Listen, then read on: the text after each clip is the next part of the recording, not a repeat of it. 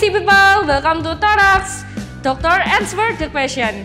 Jadi dengan saya Jessie Sabrina, kita akan bahas tentang APD. Daripada bingung, mending kita tanya ahlinya ya.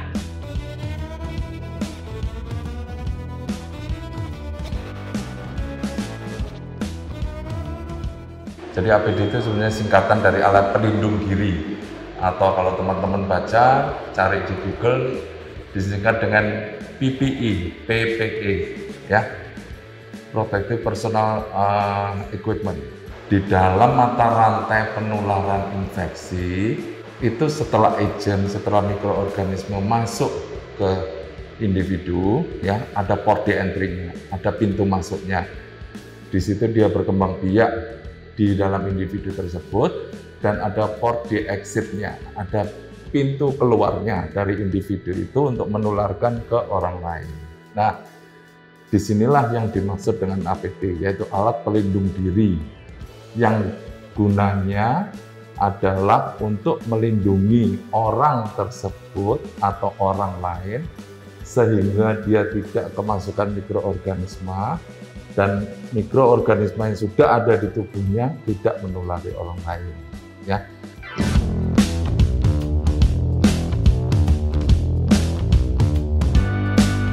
Kalau kita urut dari atas ke bawah, ya, APD itu ada banyak jenisnya. Mulai dari atas itu untuk menutupi namanya head cap, untuk menutupi bagian kepala kita supaya kita tidak terkena mikroorganisme, dan mikroorganisme yang ada di rambut atau kulit kepala ini tidak mencederai atau mengenai orang lain, ya. Itu bentuknya bisa seperti ini, ya. Nah, bentuknya seperti ini, nanti dipakaikan seperti ini, atau ini yang lebih kompleks lagi, yang kalau dipakai di ruang operasi, yang ruang operasi dipakai begini, ya, sehingga mikroorganisme yang ada di kulit kepala kita tidak masuk ke lapangan operasi. Lebih lanjut lagi, di bawah adalah masker, ya. Sekarang yang banyak sekali dipakai, masker adalah alat pelindung diri yang paling sederhana yang bisa mencegah penularan virus, terutama dalam hal ini virus corona, ya. Google dengan kacamata khusus, ya. Google seperti ini, ya, jadi kita pakai. Tujuannya adalah ini terutama dipakai kalau kita mau melakukan tindakan di rumah sakit, ya. Jadi kalau Anda mau jalan keluar, main ke rumah teman, ke mall, ya enggak usah pakai headcam, enggak usah pakai Google, enggak usah, tambah takut nanti orang lain, ya. Tujuannya supaya mukosa mata kita tidak terpercik darah, tidak terpercik droplet, tidak terpercik pada saat pasien itu batuk, ya. Karena apa? Karena virus corona itu juga bisa masuk lewat mukosa, ya. Jadi menularkannya karena percikan itu, kemudian seperti kita ketahui ada hubungan antara mata dengan hidung ini, ya, ada salurannya di situ. Ya. Terus setelah itu alat pelindung diri yang lain yaitu adalah face shield, ya. Kita pakai tameng seperti ini. Nah, itu dipakai juga kalau kita mau melakukan tindakan, ya. Face shield lebih luas menutupi, jadi kalau beli face shield harus menutupi dari dahi sampai dagu, ya. Jangan hanya menutupi separuh gini aja, harus dari dahi gini sampai dagu, ya. Dan face shield itu yang nyaman, yang tidak mudah berembun, ya, dan tidak mudah rusak, ya.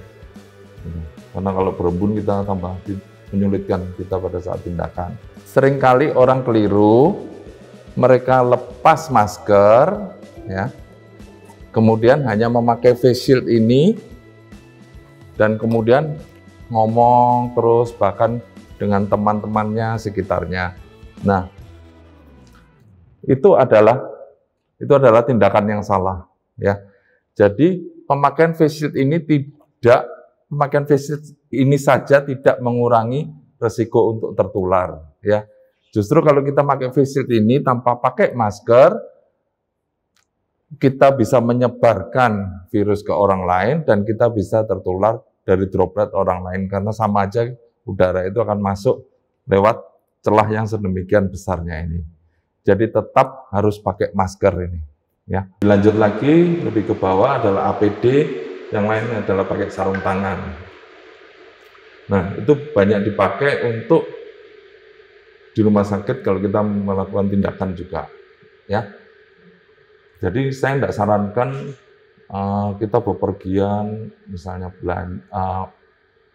belanja ke supermarket, kemana-mana pakai sarung tangan. Karena apa? Karena kalau kita pakai sarung tangan, cenderung kita tidak akan pernah cuci tangan.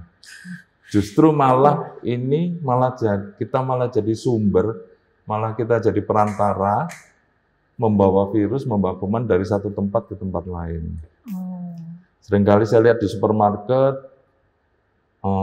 ibu-ibu, orang-orang pakai sarung tangan dari masuk, ya. Nah, pegang sana, pegang sini, pegang sana, pegang sini, sama dengan kita memindahkan kuman, virus. Ya. Dan apalagi sarung tangannya itu sobek. Saya pernah ke bank, suatu saat ke bank, mereka memakai sarung tangan, tapi ujung-ujungnya ini sudah sobek. Saya tanyain, loh kok nggak ganti? Ya jatahnya sehari sekali shift itu cuma 1. Ya janganlah eman-eman memang gitu. Kalau sudah mau menerapkan APD ya terapkan yang benar gitu. Kalau sudah sobek ya ganti. Karena kalau sobek sudah tidak ada gunanya. APD yang sudah rusak sama dengan itu sudah tidak berfungsi lagi. Lebih baik kita rajin cuci tangan pakai hand rub.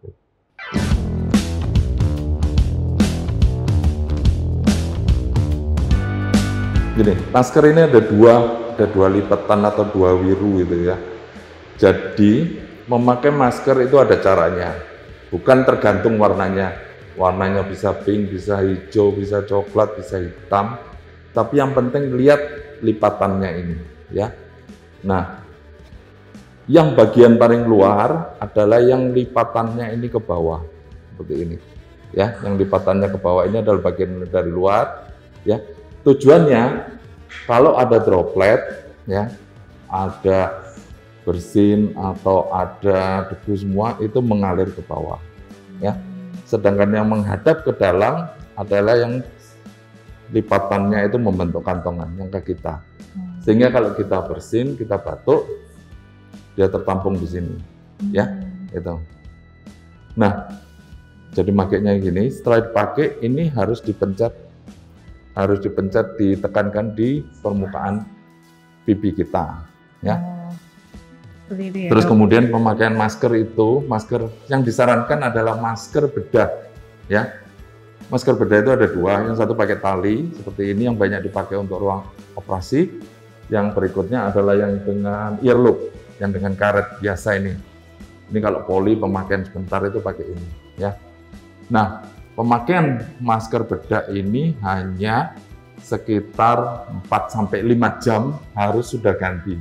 Apalagi kalau kita mengajar, kita banyak bicara, ya 4 jam itu harus sudah ganti, karena umumnya sudah basah, ganti yang baru. Dalam kondisi pandemi seperti ini, jangan eman untuk ganti masker, ya, tiap 4 jam ganti masker. Sekarang harga masker sudah sangat-sangat terjangkau sekali. Terus yang lain adalah pemakaian masker yang tidak disarankan adalah masker kain, ya.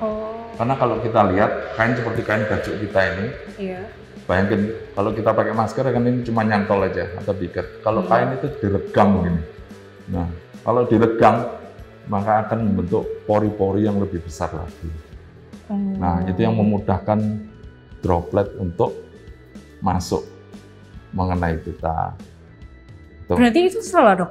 Memakai masker yang kain itu salah? Iya, sebaiknya cari yang masker bedah seperti ini. Oh, seperti itu. Ya. Dan dalam kondisi pandemi ini semua harus pakai masker, ya. Sakit atau tidak sakit, begitu Anda keluar rumah harus pakai masker. Kita harus menganggap diri kita sendiri adalah sakit, sehingga kita tidak memberikan beban kepada orang lain berupa droplet atau virus yang ada di kita. Kalau saya pakai masker, yang diajak omong pakai masker, maka resiko terjadi penularannya itu berkurang sampai sekitar 1,5%, jadi kecil sekali. Sehingga sama-sama saling mencegah penularan, menghentikan mata rantai penularan tersebut. Ya.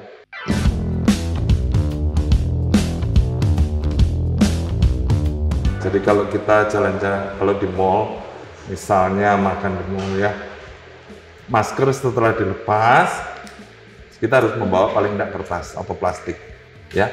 Kemudian masker ini dimasukkan sini, ya, dilipat, ya, bagian dalam ketemu, dilipat, kemudian ditaruh di kertas gini, ya, seperti gini. Jadi jangan kita lepas terus geletaan, ditaruh sembarangan. Nanti pakai lagi, habis itu ditaruh sembarangan, nanti resiko terkontaminasi permukaan ini apalagi jatuh.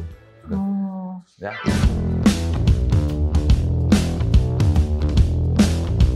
Seperti tadi saya bilang, jangan eman-eman untuk beli masker, itu demi kita sendiri, ya. Dan jangan sepanjang hari habis kita naik mobil pakai masker, sampai rumah masker ditaruh di dashboard. Kemudian besok pakai yang itu lagi. Jangan, begitu kita sudah sampai rumah, ini dibuang, ya.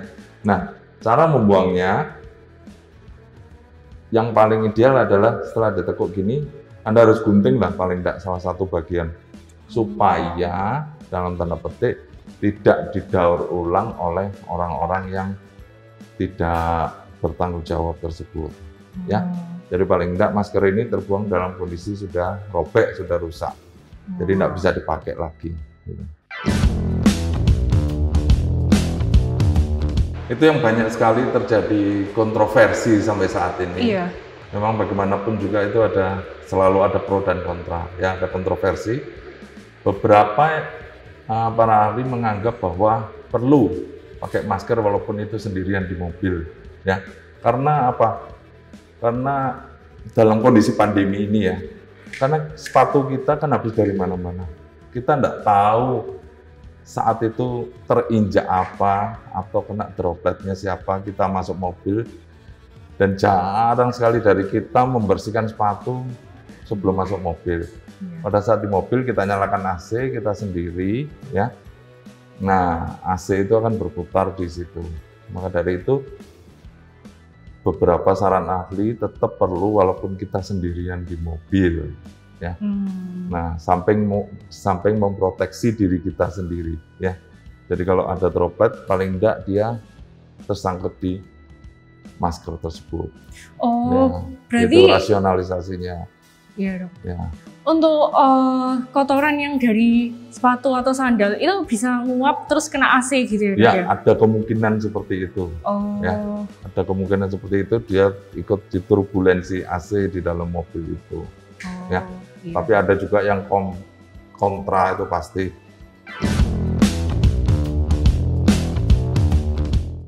Ada level 1, level 2, level 3. Level 1 itu yang paling sederhana. Jadi kalau kita melakukan pemeriksaan di poli, pemeriksaan yang sederhana, kita cukup memakai baju kerja di UGD, terus kemudian memakai baju kerja di UGD, kemudian memakai sarung tangan, memakai masker, gitu. Nah, lebih lanjut lagi adalah level 2. Itu kalau kita sudah mulai melakukan tindakan. Ya, itu sudah dilengkapi dengan Google, depannya dikasih apron, seperti itu. Lebih kompleks lagi adalah level 3, APD yang lengkap yang dipakai oleh kita pada saat masuk ke ruang isolasi COVID atau melakukan tindakan operasi pada pasien-pasien COVID. Ya, itu lengkap sekali dipakai mulai dari head cap, ya, mulai dari penutup kepala, kemudian Google, terus kemudian pakai N95 dan bajunya adalah cover all seperti ini, pakai handscoon, pakai sepatu khusus, sepatu pelindung, ya. Urutan pemakaiannya mulai dari sepatu dulu, ya, sepatu. Kemudian pakai masker, kemudian penutup kepala, gaun, dan sarung tangan, gitu. Ya, itu adalah urutannya. Ya. Nah, nanti kalau melepasnya berbeda lagi. Seringkali tertularnya adalah masalah saat melepasnya. Melepasnya itu ada 13 langkah dan tiap langkah itu harus hand rub, harus cuci tangan. Ada urut-urutannya tersendiri.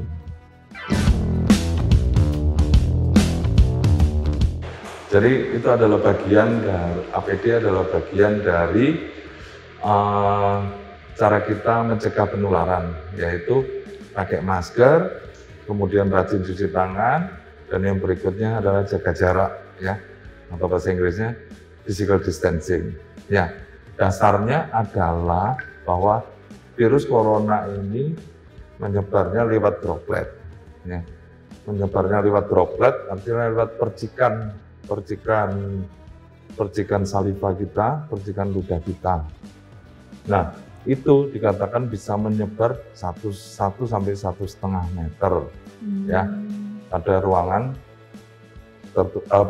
terbuka. Ya, hindari bertemu di ruangan-ruangan yang tertutup, yang kecil, gitu. Apalagi tidak ada ventilasinya. Gitu. Jadi pertemuan di ruang terbuka dengan jaga jarak itu jauh lebih aman. Berbeda kalau itu pada saat operasi, maka itu dia menyebarnya lewat udara, airborne.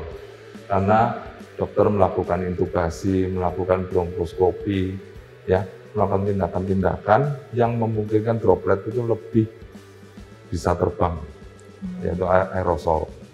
Nah, itu. Dan itu dilakukan di ruangan tertutup, makanya pakai APD-nya lebih lengkap. Jadi pencegahannya cukup 1 sampai 1,5 meter aja jarak. Oh gitu. Gitu. Ya, gitu.